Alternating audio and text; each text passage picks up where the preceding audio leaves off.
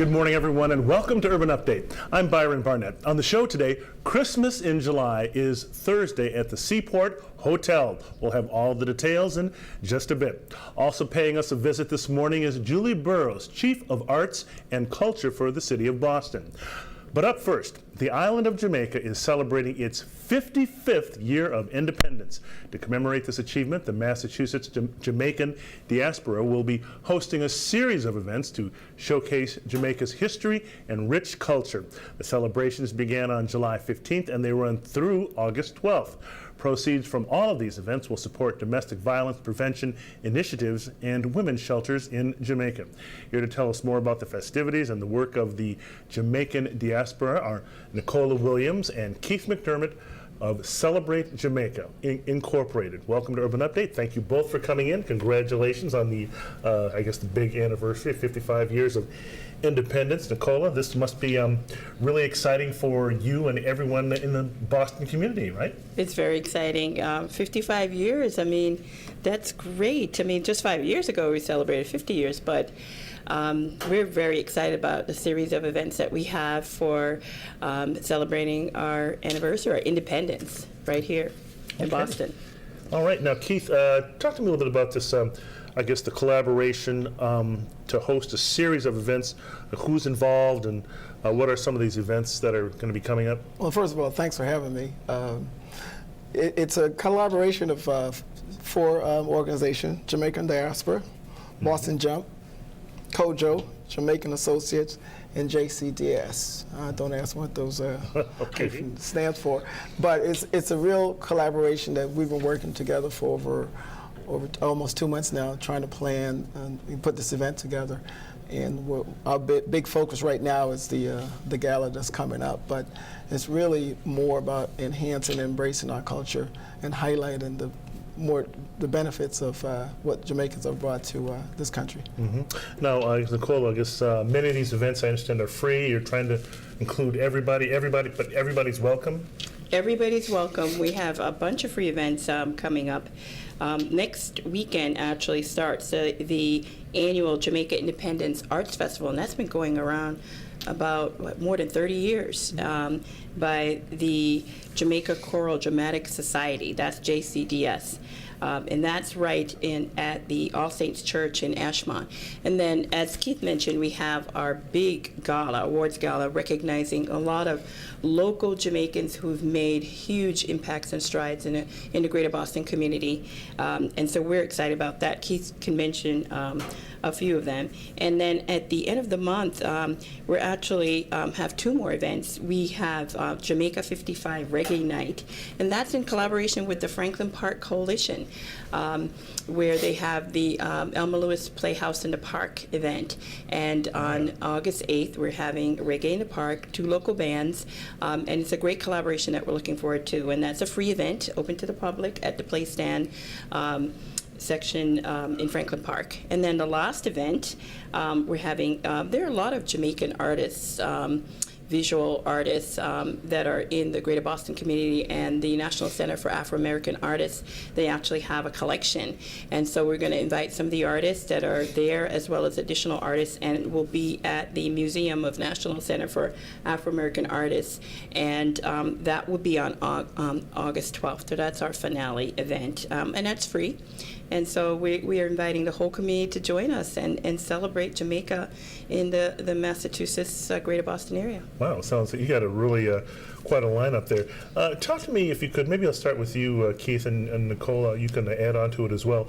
Talk to me about the idea of having the proceeds support domestic violence and women's shelters in Jamaica. How and why did this idea come about? Well, I should add that our honorary counsel, Denzel McKenzie, is leading this effort. He's the honorary counsel for Jamaica, local attorney in Jamaica as well. And he's been working diligently with the Jamaican government about what the proceeds can do to benefit the island of Jamaica. We do care about the local organization, but also too, we can do something significant to Jamaica.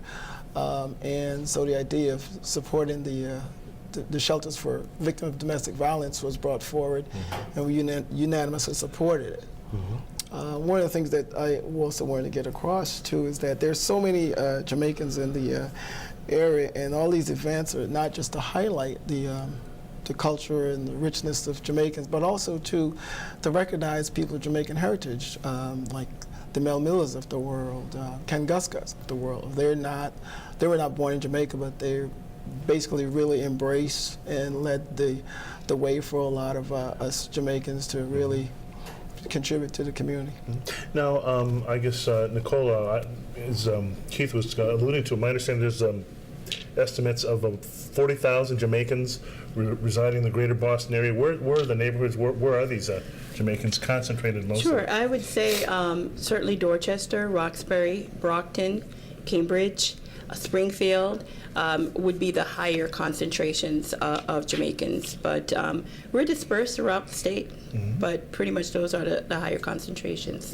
And I also wanted to add on to what Keith had to say about, I guess, the whole concept of, again, raising all this money for domestic violence and the women's shelters in Jamaica. I guess you talked to me about the concern and emphasis on that. I mean, I think it's like he said, it's something that is dear to everybody's heart, and we really, Jamaica has less and less resources, and there are a lot of people who are expatriates of Jamaica who live here. The theme for Jamaica 55 is celebrating Jamaicans at home and abroad. So this is a way for Jamaicans abroad can give back to the community in Jamaica while we're still contributing locally as well. So this is an opportunity to do that and make a difference. Now, Keith mentioned a couple of people, Mel Miller and so forth, but when you're talking about 40,000 Jamaicans, there's got to be some interesting characters in there. I imagine, I guess, you were using well-known folks of Jamaican background to highlight all these contributions. How about, can you name a few of those off the top of your head? Absolutely. I'm from Cambridge, so I've got to mention Kenneth Reeves. He is a former mayor. That's right. And very much supporter of Jamaica. And we also have Shirley Shillingford, who people know her as the president of Boston Carnival. Sandra McCarroll. We also have Reverend Wesley A. Roberts. Wow. Clayton Turnbull. Clayton Turnbull, Megan Irons are some of the Jamaicans that we have in the community. I mean, we have attorneys, we've got people, the restaurants Flames, Jonathan Chambers of Flames Restaurant will be recognized, and so we have we're contributing many different ways. Okay, now where can folks get more information on the upcoming events and so forth? Oh, there's a website. I'll leave that to We'll have a Nicola. website. It's actually the Jamaican Council of Boston is hosting it. So it's www.jamaicacouncilboston.org/Jamaica55Boston. Plus we're on social media, so just look for on Twitter, Facebook, and Instagram at Jamaica55Boston. Okay, and just before we go, I should point out that both of you, longtime residents of Boston, you were both born in Jamaica. Keith, you were born in Jamaica? That's where I was. That's right. And when did you come to the United States? I came as a young child, 11 years old. And Okay. really grew up in New York, Mount Vernon, New York, and then moved to Boston when I got married. Okay, so keeping your Jamaican roots. And what about you, Nicola? I was born in Jamaica, and I left at 2, but I went to grade school there. I went to Part High School and certainly what we call primary school in Jamaica. And I spent some of my years in Brooklyn, New York. That's where my family immigrated to. And I've been in Boston for most of my life, more than 30 years. Okay, and both of you just giving back to the community and keeping up the connection with the Jamaican roots and educating us all on the wonderful things about the country of your birth. Thanks. Well, thank you all for coming on the show, and good luck with the rest of the events this month coming up. Thank you, Byron. Okay, when we come back, the City of Boston supporting local artists as part of Boston Creates. All the details right here on Urban Update. We'll be right back.